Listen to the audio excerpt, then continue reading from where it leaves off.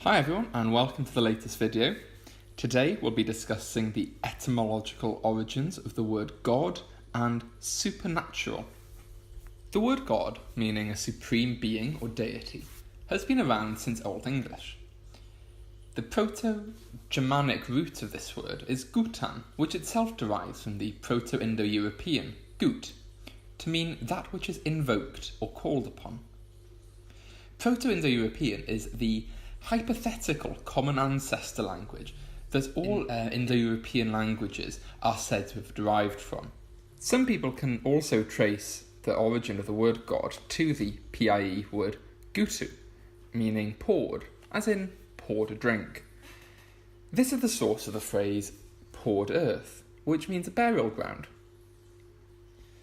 People have often misattributed the etymology of God to good. However, they are unlinked.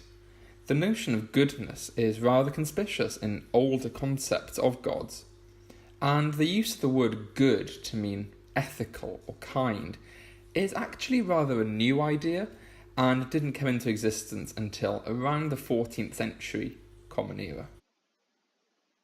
The supernatural, meaning above or beyond nature or divine, derives from the medieval Latin supernaturalis. The two elements of this word are super and nature. Super comes from the Latin supra.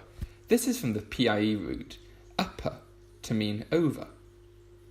In English words deriving from Old French, we see this element as sur, such as surname or surprise. The primary use of super seems to have changed over the course of the last century alone. An example of this is the term supersexual, which in 1895 was attributed to meaning transcends sexuality and not conforming to the heteronormative ideals of the time, to the modern day term, which would mean someone who is very sexual. This is just an example of how words and their meanings change over quite a short period of time, often due to changes in culture and other things going on around the time. The word nature has evolved to mean the physical world around us since around the 13th century.